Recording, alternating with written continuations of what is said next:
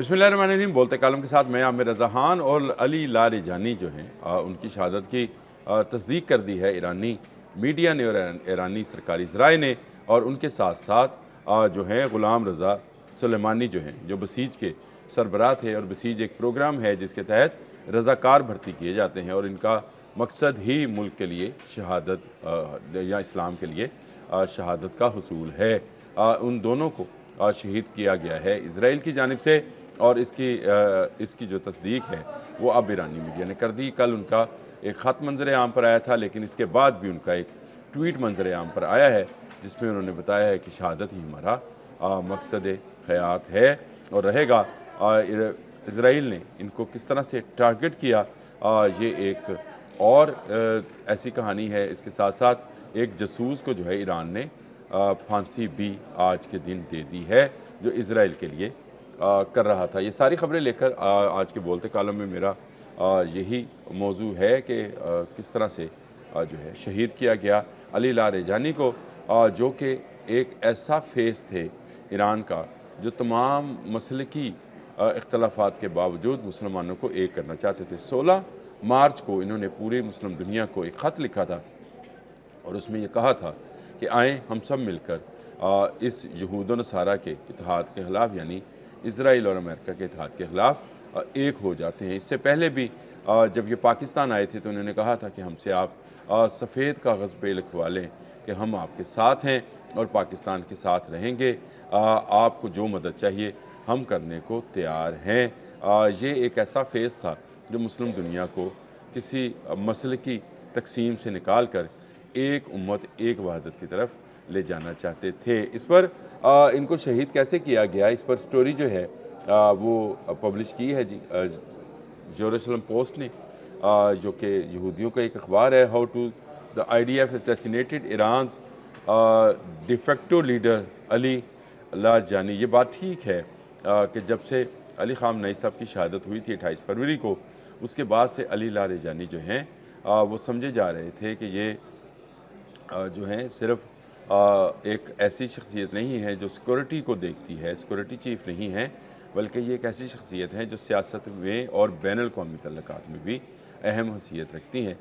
ये उन चंद अफराद में शामिल थे जिन पर अली ख़ामनेई इंतहाई जो है अपनी राज़दाराना जो गुफ्तगू है वो फरमाया करते थे, और इनके बारे में ये कहा जाता था कि इनके पास ईरानी हुकूमत को चलाने के तमाम हरबे मौजूद हैं। अली ख़ामनेई के बाद अली लारिजानी जो हैं ये ईरान की सबसे ताकतवर तरीन शख्सियत थी। मतलब शहादत तो हैं बोले हैं, लेकिन हम क्योंकि दुनियावी तौर पर बात कर रहे हैं तो इस वक्त वो उस तरह से बज़ाहिर हम में मौजूद नहीं है, लेकिन उनकी शहादत के बाद जो है ये रहेगा। जो मैं स्टोरी की बात कर रहा था, उन्होंने कहा कि इनको बहुत अरसे से ट्रैक किया जा रहा था। गो ये जो ट्रैकिंग थी इसराइल की ये लगी हुई थी इन पर, और उनको कहा थी हमारे लिए टॉप मोस्ट टारगेट था।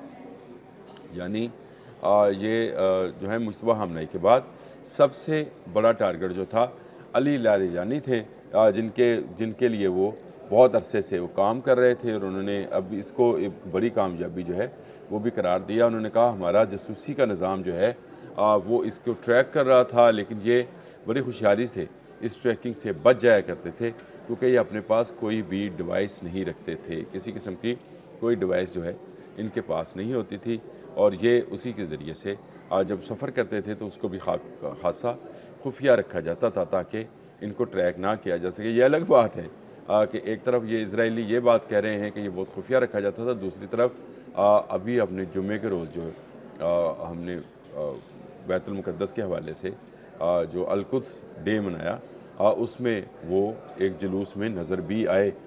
लेकिन इनके शहादत के लिए उन्होंने कहा जी हमने बहुत ज़्यादा जो है मुशावरत की, और फ़ौजी और IDF यानी इजरायली डिफेंस फोर्सेस और जो सियासी क़यादत थी उसके साथ जो है हमने मुशावरत की।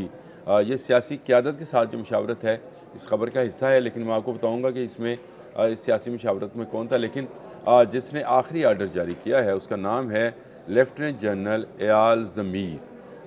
ये ज़मीर या ज़मीर जो भी इसका नाम है, EYAL ایال بنتا ہے ZAMIR ضمیر یا زمر جو بھی بنتا ہے اس کا پروننسیشن عبرانی میں وہ مجھے نہیں پتا، لیکن یہ یہاں پر شامل ہے کہ ان کے ساتھ انہوں نے آخری آرڈر جاری کیا کہ اب یہ ٹارگٹ جو ہے ہمارے نشانے پر ہے تو اس کو جو ہے مارا جائے۔ اس کے ساتھ ساتھ میں نے آپ کو بتایا کہ غلام سلیمانی جو ہیں ان کو بھی ٹارگٹ کیا گیا تھا جو بسیج کے ہیں، اور بیک وقت دونوں کو نشانہ بنایا گیا، یعنی ایک جگہ مختلف تھی لیکن نشانہ دونوں بن گئے۔